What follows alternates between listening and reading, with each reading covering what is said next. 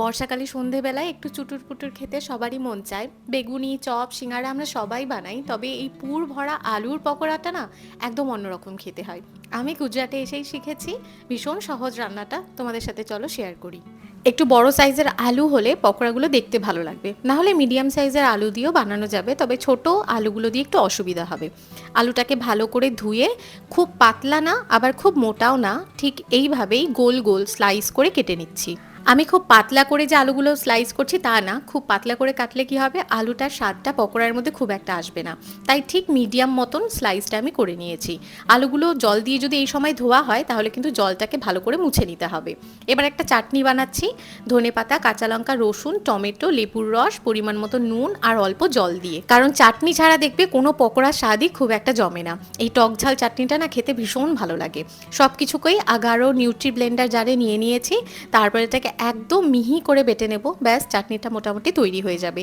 এই চাটনিটা দিয়ে শুধুমাত্র যে পকোড়া খাওয়া যায় তা কিন্তু না, পরোটা বানালেও এই চাটনিটা দিয়ে খেতে ভীষণ ভালো লাগে। এই চাটনিটা কিন্তু ফ্রিজেও অনেক দিন স্টোর করে রাখা যায়, তাই আমি একটু বেশি পরিমাণেই বানিয়েছি। এবার আলুর ভেতরের পুর বানাচ্ছি। রসুন, সেভ নিয়েছি, তার সাথে সাদা তিল, একটু কাঁচা চিনেবাদাম নিয়েছি। সেভের পরিবর্তে চানাচুর দেওয়া যেতে পারে।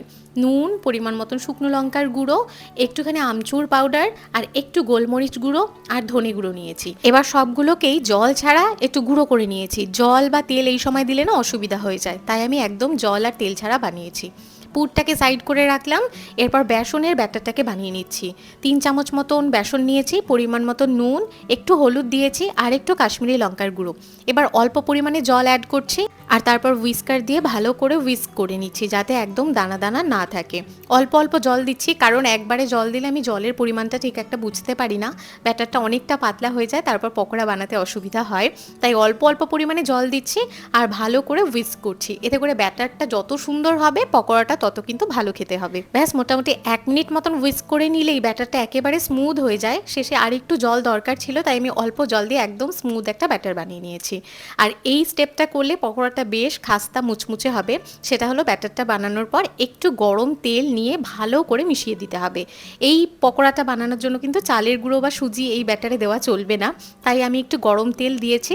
এতে করে পকোড়াটা বেশ মুচমুচে খেতে হবে।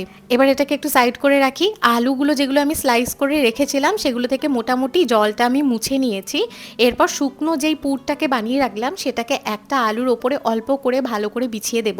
খুব বেশি পরিমাণে দিলে কিন্তু পকোড়াটা বানাতে অসুবিধা হবে, তাই অল্প পরিমাণে দিতে হবে। হাত দিয়ে একটু ভালো করে বিছিয়ে দিতে হবে। তারপর সেটার উপর আরেকটা আলু চাপা দিয়ে যেই ব্যাটারটা আমি বানিয়ে রাখলাম বেসন দিয়ে, সেটার মধ্যে চুবিয়ে নিতে হবে। আমি কি করি, প্রথমে সব কিছু একবারে তৈরি করে নিই, তারপর একে একে ভেজে নিই, তাহলে আমার কাজটা করতে সুবিধা হয়।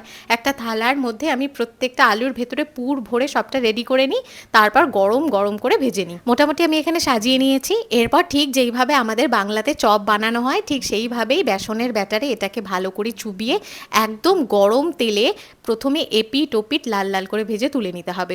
প্রথমে তেলটাকে আমি গরম করে নিই, তারপর একটুখানি গ্যাসের ফ্লেমটাকে কমিয়ে দিই, যাতে পকোড়াটা ভেতর থেকে ভালোভাবে রান্না হয়ে যায়। তারপর এপিট ওপিট ভালো করে লাল করে ভেজে তুলে সবাইকে খেতে দিই। আমার মা বাবা যখন গুজরাটে ঘুরতে এসেছিল তখন ওদের আমি এই পকোড়াটা বানিয়ে খাইয়েছিলাম, ওরা তো ভীষণ খুশি হয়েছিল খেয়ে। আসলে আমাদের বাংলায় এই ধরনের পকোড়াটা পাওয়া যায় না, তাই মায়ের কাছে এই নতুনত্ব পকোড়াটা ভীষণ ভালো লেগেছিল। আর মাই নাম দিয়েছিল পুর ভরা আলুর পকোড়া। নামটাও আমার বেশ ভালো লেগেছে। আর আজকে হঠাৎ করে যখন পকোড়া খেতে ইচ্ছে করলো, ভাবলাম আমি বাড়িতে এটা বানিয়ে নিই আর তোমাদের সাথে রেসিপিটাও শেয়ার করি।